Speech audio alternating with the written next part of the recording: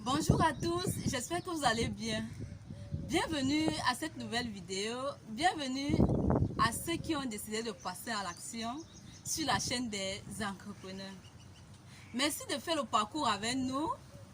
Alors aujourd'hui, nous allons parler des 4 C de la confiance en soi. En tant qu'entrepreneur, vous devez connaître quels sont les principes qui gouvernent la confiance en soi. Quels sont les principes qui vont vous permettre d'augmenter la confiance en vous, qui vont vous permettre de développer la confiance en vous malgré les critiques et les mauvaises langues de votre entourage. Les principes qui vont permettre de vous distinguer. Donc, tout de suite, nous allons voir quelles sont les différences de la confiance en soi.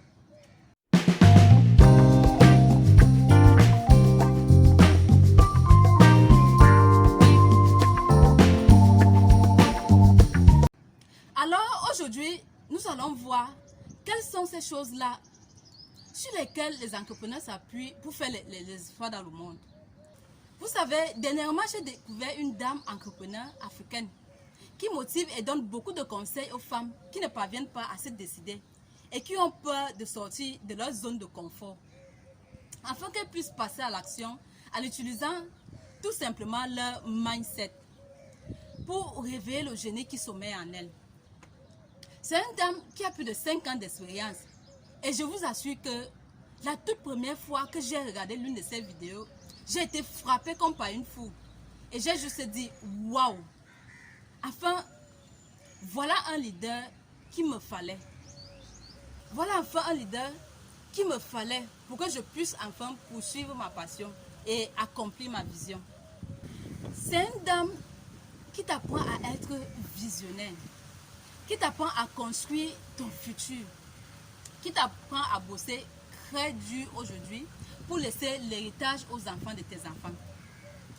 Et pour couronner le tout, qui m'a appris à développer la confiance en moi. Parce que vous savez, si vous n'avez pas confiance en vous, vous ne pouvez pas vous passer du candidaton et du regard de la société. Et aujourd'hui, je vais vous donner les différents C qui permettent aux entrepreneurs de faire effectivement les exploits. Alors, la première chose, c'est quoi? C'est la clarté. Vous devez être clair. Vous devez être transparent d'abord envers vous-même. Vous devez déterminer précisément ce que vous souhaitez accomplir dans votre vie et le genre de personne que vous souhaitez devenir ou que vous désirez devenir.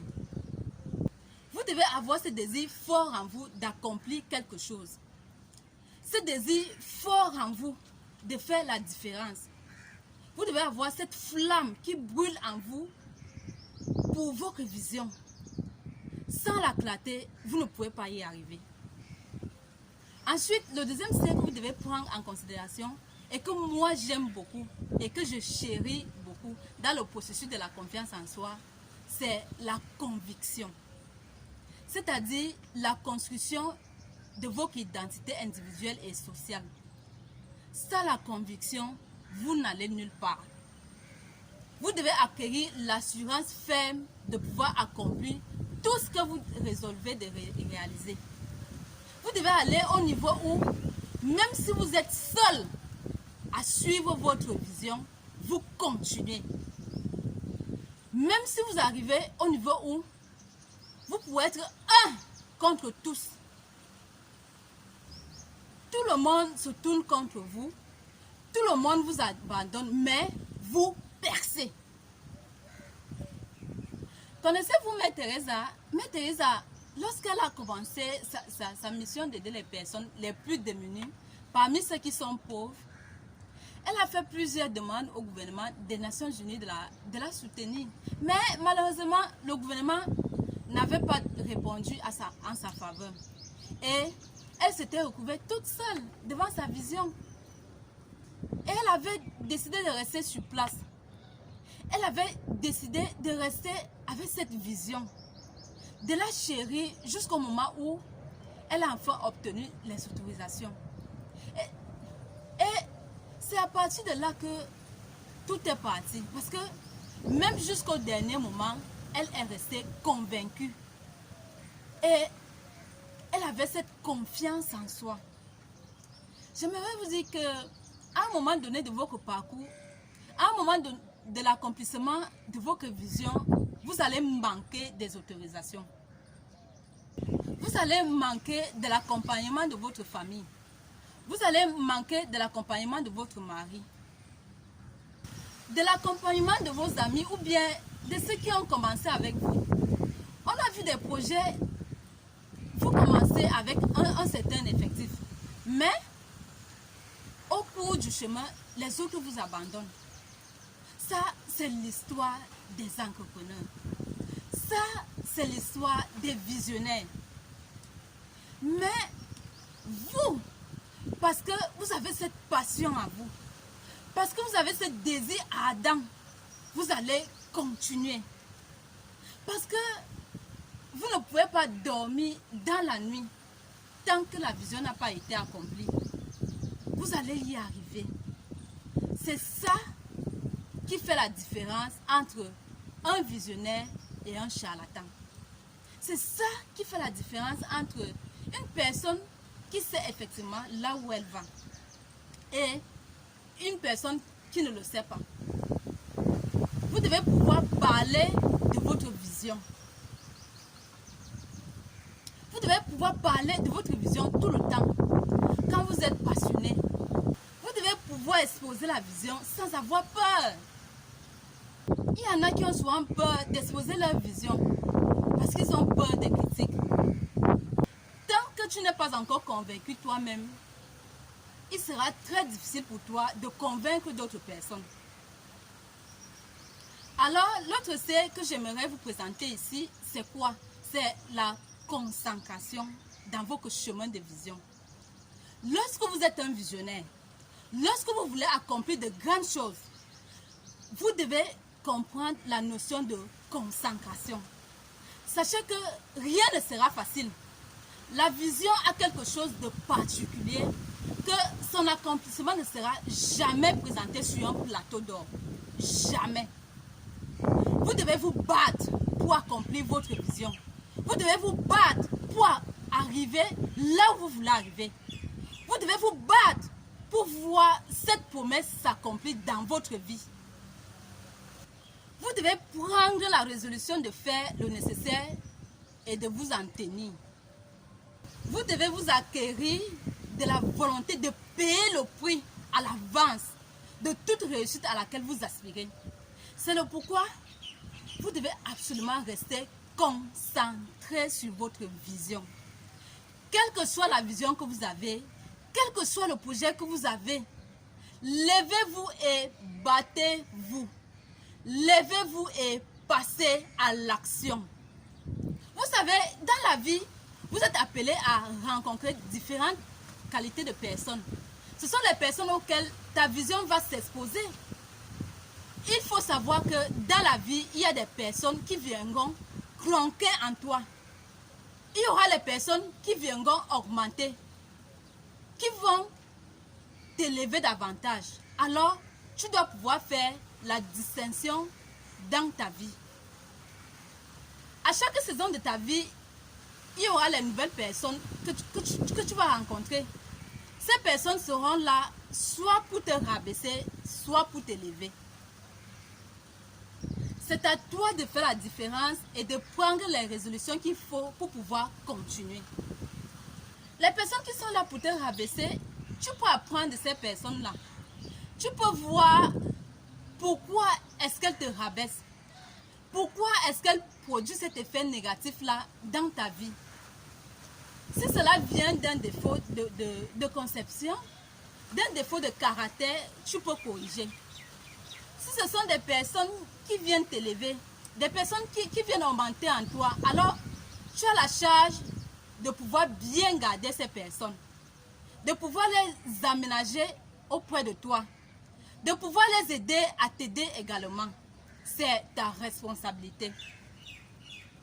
Il faut également savoir que parmi les personnes que tu vas rencontrer, il y a des personnes avec qui tu as déjà un lien préétabli, c'est-à-dire tes parents, les membres de ta famille, ton époux, bref, ton entourage. Mais ce sont souvent des personnes qui, malheureusement, peuvent être un frein dans l'accomplissement de ta vision. Pourquoi ils seront un frein? Ils seront soit parce qu'ils veulent trop te protéger. Alors, il faut savoir que parfois, la vision dépasse l'entendement humain. Parfois, la vision dépasse les projets humains. Vous savez, vous pouvez avoir la vision de construire 10 hôpitaux dans 10 villes différentes. Alors qu'au moment où tu es, tu n'arrives même pas à manger. Alors qu'au moment où tu es, tu n'arrives même pas à subvenir à tes besoins. Tu peux avoir des visions extraordinaires. De telle sorte qu'au moment où tu as la vision, tu n'as pas encore la provision. Tu n'as rien. Lorsque tu vas exposer la vision à ceux qui t'aiment, ils vont te faire croire. Ils vont te dire que c'est pas ça. Peut-être que tu es en train de te tromper. Est-ce que tu ne vois pas que pourquoi tu vas aller te casser la tête? Pourquoi tu vas te mettre la corde au cou? Ils ne le disent pas parce qu'ils ne t'aiment pas ou parce qu'ils ne croient pas. Mais ils te disent juste parce qu'ils veulent te protéger. Mais la vision n'aime pas la pitié. Ça, c'est une règle qu'il faut savoir. La vision n'aime pas la pitié. Si la vision devait accorder la pitié, Mark Zuckerberg ne devait jamais créer Facebook. Si la vision devait céder à la pitié, on n'aurait jamais connu Amazon aujourd'hui. Vous devez le savoir. Et lorsque vous avez la vision, vous devez faire la part des choses par rapport aux choses pareilles. Alors, parmi les personnes également que vous allez rencontrer au courant de votre vision, il y a ce qu'on appelle les faux amis. Je dois vous parler de ça. Les faux amis sont ceux-là qui prétendent être avec vous alors qu'ils ne sont pas avec vous. Ils prétendent être avec vous parce qu'ils aiment l'avantage que vous leur procurez. Ils aiment la sensation que vous leur procurez. Ils aiment les bénéfices qu'ils ont du fait de votre compagnie. Ce sont les faux amis. Ce ne sont pas des personnes sur lesquelles vous pouvez compter quand vous serez dans les moments difficiles. Parce qu'il faut aussi savoir que dans la vision, il y a aussi des moments difficiles. Il y a les moments d'épreuve. C'est le pourquoi il faut rester concentré sur sa vision. Parce que tu dois savoir que dans le moment de l'accomplissement de la vision, tu ne peux pas faire seul. Tu as besoin d'une équipe. Tu as besoin des collaborateurs. Mais les faux amis vont succomber. Les faux amis sont là pour bénéficier juste de ce que tu leur donnes. Ils vont succomber. Et il faut savoir les identifier. Il faut savoir demander la grâce à Dieu pour pouvoir les identifier. Parmi les faux amis, aussi, il y en a ceux-là qui prétendent être tes amis, alors que ce sont tes pires ennemis. Ils ont compris l'une des stratégies de guerre qui consiste à connaître ton ennemi pour mieux l'abattre. Alors, qu'est-ce qu'ils font? Ils vont concevoir toutes les stratégies pour se rapprocher de vous. Pour être parmi votre cercle fermé. Pour davantage vous anéantir. Pour davantage vous détruire. Vous allez les reconnaître comment? À chaque fois que vous avez une idée brillante, ils vont vous dissuader que ce n'est pas une bonne idée. À chaque fois que vous devez rencontrer une personne qui va vous propulser, une personne qui va vous faire du bien, ils vont vous mettre une puce à l'oreille qui vous décourage de rencontrer la personne. À chaque fois que vous allez à un autre niveau, ils auront une raison. Fut-elle bonne, fut-elle logique, pour vous décourager. À chaque fois, ils seront toujours en train de semer le négatif. Mais avec de très bonnes raisons. C'est ça la ruse, avec de très bonnes raisons. ils vont s'aimer le négatif. Vous devez les identifier.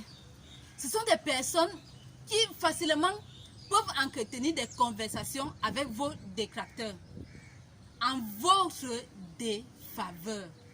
Ce sont très souvent des personnes qui vont vous rapporter les ragots qui ont été dits dans votre dos en accusant ceux qui ont raconté les ragots. Mais posez-vous la question, comment est-ce qu'ils ont fait pour être en ce moment-là, lorsqu'on parlait mal de vous? Comment est-ce qu'ils ont fait pour être dans cette troupe de personnes lorsqu'on parlait mal de vous? Ce sont des faux amis. Et par rapport aux faux amis, vous devez savoir vous en tenir. Vous devez savoir vous comporter. Et comment faire pour s'éloigner de ce genre de personnes? La première des choses, c'est que vous l'identifiez. La deuxième des choses, vous l'exhortez publiquement ou bien particulièrement la personne. Parce qu'il faut toujours donner la chance à une personne de se repentir. La chance à une personne de se relever. Mais lorsque vous constatez que ça ne marche toujours pas, vous devez tout simplement vous éloigner de la personne. Je préfère rester en paix, mais je préfère aussi partir loin de la personne. Lorsque vous vous éloignez de la personne, du coup, elle n'aura plus accès à vos informations confidentielles concernant votre vie. La personne n'a plus accès à vos projets. La personne n'a plus accès à vous. Et du coup, elle est totalement fragilisée. Et cette stratégie-là fait en sorte que une personne qui avait vraiment des plans maléfiques dans son cœur va dévoiler ses plans sans s'en rendre compte par maladresse. Tout simplement parce que elle se sent frustrée. Donc, vous devez pouvoir identifier ces choses-là dans le parcours de votre destin. L'autre, c'est que tu dois prendre en considération dans le parcours de la vision, c'est la cohérence. C'est-à-dire, vous devez vous décider de travailler pour atteindre vos objectifs. C'est-à-dire, vous devez vous décider de travailler pour atteindre vos objectifs chaque jour, matin, midi et soir, jusqu'à les atteindre. Tu as besoin de la persistance pour que cette vision prenne corps. Tu as besoin de continuer, même quand ça ne marche pas. Persévère. À coup sûr, tu verras l'accomplissement se réaliser. À coup sûr, tu verras les fruits de ton travail prendre corps. À coup sûr, tu verras l'accomplissement de la promesse. Tu as besoin de la persévérance. Ne lâche pas. Même quand tu es fatigué, même quand tu n'as plus d'argent, même quand tu n'as plus d'inspiration, lève-toi et persiste. Au bout de l'effort, à force de continuer, les nouvelles choses se créent. Elles se créent toutes seules. N'oublie pas que tout est création. Tout se crée, tout se génère. Et tu as besoin de continuer pour que tout se régénère. La persistance. Voilà en gros comment se présentent les cas que c'est de la confiance en soi. C'est-à-dire la clarté, la conviction, la concentration et la cohérence. Mais il y a une dernière chose très importante que je vais ajouter pour que tu puisses réaliser toutes ces choses-là. Pour que tu puisses les faire, tu as besoin de la prière. La prière ici va venir te connecter à la personne qui t'a donné la vision. La prière ici va venir te permettre de renouveler tes forces. Va venir te permettre de renouveler tes idées. Va venir te permettre d'avoir le carburant pour continuer ta vision. Tu dois avoir un moment de méditation chaque jour. Tu dois avoir un moment où tu pries par rapport à tes projets. Un moment où tu parles avec Dieu. La prière, ce n'est pas juste parler en langue. Ce n'est pas juste réciter les longues prières ou faire le chapelet. Pas du tout. La prière, c'est la communication avec Dieu. Beaucoup d'entre nous, lorsque nous prions, c'est nous qui parlons. Mais Dieu ne nous parle pas. À ce moment donné, dans la prière, tu dois avoir ce qu'on appelle la méditation. C'est dans la méditation où Dieu te parle. Et en tant que visionnaire, tu dois développer la capacité d'entendre de Dieu. Dieu doit pouvoir te parler. Parfois, tu vas te lever un matin et Dieu va te dire, prends plutôt cette direction, prends plutôt cette route, marche comme ça, ne va pas là-bas. La voiture que tu voulais emprunter, ne la prends pas, mais va plutôt à pied. On a déjà entendu plusieurs personnes faire ce genre de témoignage, juste parce qu'ils ont su écouter la voix de la méditation. On a eu tellement d'exemples de personnes où Dieu leur a semé dans le cœur. Ne fais pas affaire avec telle personne. Par exemple, dans le chemin de ta vision, tu auras des contrats à signer. Il y aura les gens qui vont te présenter une belle opportunité. Une opportunité alléchante. Alors que c'est le moyen pour eux de t'avoir. C'est le moyen pour eux de t'anéantir pour toujours. On a l'histoire de deux amis comme ça qui travaillaient dans un même bureau. L'un d'eux se tuait vraiment au travail pendant que l'autre ne prenait que du bon temps. Leur patron leur avait remis un projet pour lequel chacun devait lui faire une présentation qui devait se suivre par une bonne promotion.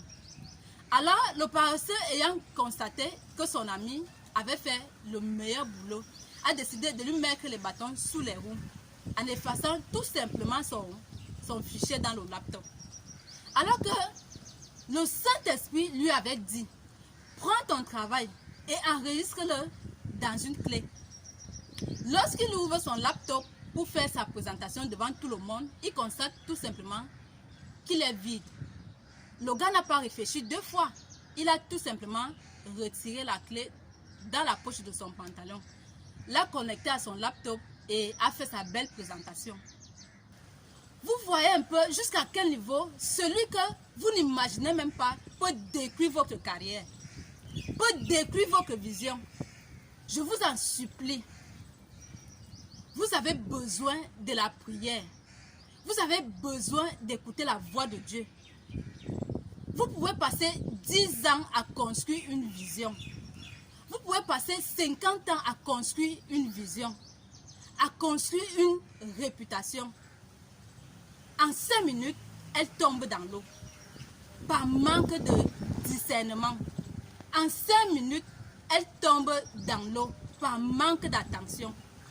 Mais le Saint-Esprit est là pour nous aider dans la situation pareille. Le Saint-Esprit est là pour nous guider. Mais comment est-ce que vous allez entendre si vous n'avez pas développé l'oreille? Qui entend de Dieu? Comment est-ce que vous allez l'entendre si vous n'avez pas développé la capacité de pouvoir marcher avec lui? Il est très important de développer votre vie de prière. Soyez prudents. Faites confiance au parcours que Dieu a pour vous. Faites confiance à la vision que Dieu a pour vous. Et ne vendez pas votre vision pour rien d'autre. Ne baissez pas vos standards. Ne baissez pas vos valeurs à cause du confort temporaire. Poursuivez votre vision.